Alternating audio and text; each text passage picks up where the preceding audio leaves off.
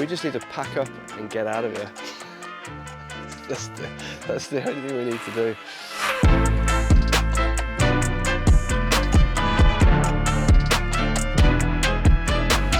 But one of the biggest issues is they've now dug up the driveway, which is our only access point in or out. 3, 2, 1, whenever you're ready. Hi guys, welcome back to episode number 10. Actually a little bit of a milestone, I suppose. Next one would be, what, 100? Yeah, that's okay, nothing in between? Nothing in between. Okay, 10 then. We'll take it, we'll take it. Thank you for coming back. We are now visiting the job where we were doing all of the granite stone edging, ready for asphalt. And let's go have a look, see how we've come along.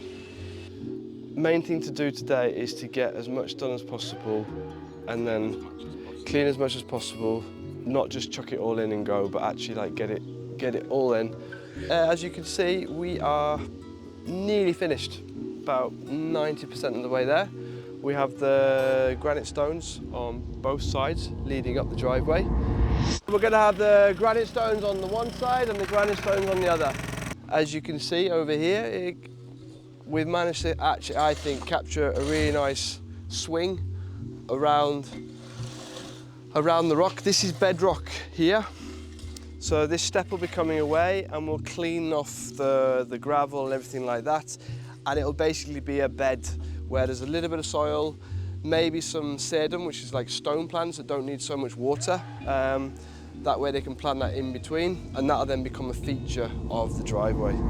So what we've done is we're going to use the steps here to make a divide between effectively the old wall.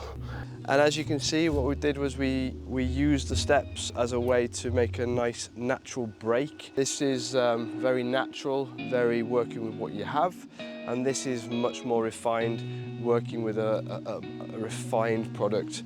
So you can see the difference, but it's nice to be able to create a break, and steps definitely is a natural way to do that. And small little things that I like is the fact that where this comes around and stops is actually where the step starts. So little details like that is really nice.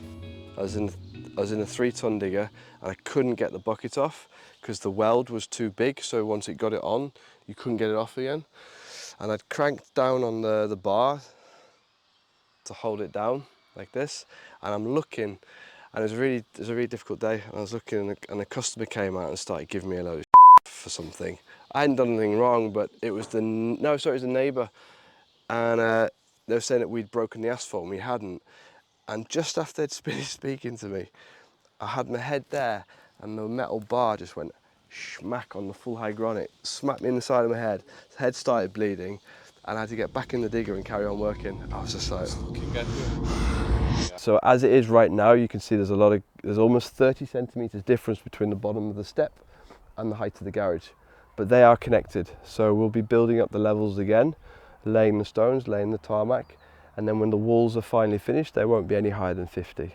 There was originally going to be granite stones in the front here, and that was decided against. The customer didn't want that, they just want asphalt all the way in. Each to their own, each to their own. Some people think it's nice with more stone. I personally think it's nice to lead into the house. He felt that was kind of like creating more like a barricade between coming in. So customer's always right, so it's what they want, isn't it? Always right. Always right, always right. It was critical, we thought, to get the drain in the garage. We know that all the water from the garage runs out towards the whacker plate, so that's not an issue. But right in this corner here is a potential area where if it comes a lot of rain, there is direct fall here. Not directly into the garage, but here, and if it builds up, so that's why we stuck a drain in here, just to make sure that no water goes inside the garage. But it won't. I mean, everything here is, yeah, and then this area is flat-ish. There's still fall this way, and then we have a little gradual ramp down. The idea was the customer wants to be able to, if he can still reverse up and use this area as an area to turn the car around, really. Although, looking at this area, You don't necessarily need this space here to turn the car around, but Plenty of space. yeah, there's loads of space here, loads of space. Oh no, because this is wrong. The point is it needs to come in to this height, and then only here will be the next height. So Today we walked up to the location and things weren't as you expected. Things are, yeah, as you can see behind us, not what you planned. No. And I'm sure this happens a lot when you turn up to a day's work and something's gone tits up. yeah. What do you do mentally to try and stay in a positive flow? To be fair, in the beginning I'd have impulsively got stressed, impulsively got off. Now I try and be a bit more like, don't bite until I've found out all the information. And you get so used to thinking on your feet, you just got to find a way around it. So the reason why I stopped digging was so that we could film, so he's a nice guy, you know. But they've dug up a driveway, they've cut off all access for us to get in. Like, the only issue there is cost. It means it's going to cost 3-4 hours more of work just to get the materials out here.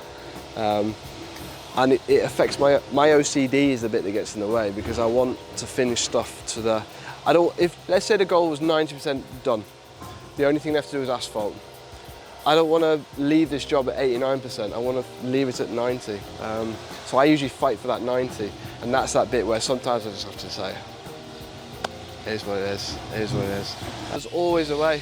Yeah. You know, just like that guy calling me up and saying, why haven't you got the stuff off the lorry? I could have got really pissed off with the guys and be like, what the hell's going on? Call the guys, like, we've offloaded. Call the other guy back, we've offloaded.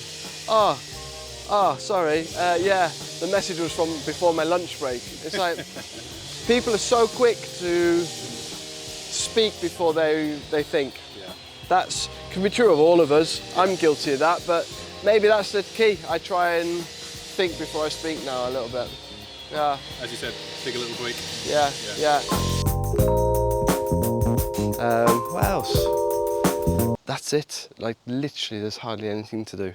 All right, guys, that's it from me, episode number 10. Please subscribe, please like, and so far with you guys who have subscribed, thank you very much once again. It's super, super cool to see that actually we are growing, albeit very, very small, but every step in front of the other. Same as the business, same as life. And please remember, like even today, you know, maybe even this week, just instead of reacting and speaking, maybe we just take a moment and we think before we act. And with that in mind, you know, valleys do conquer mountains, and have a really good week, and we'll see you on the other side.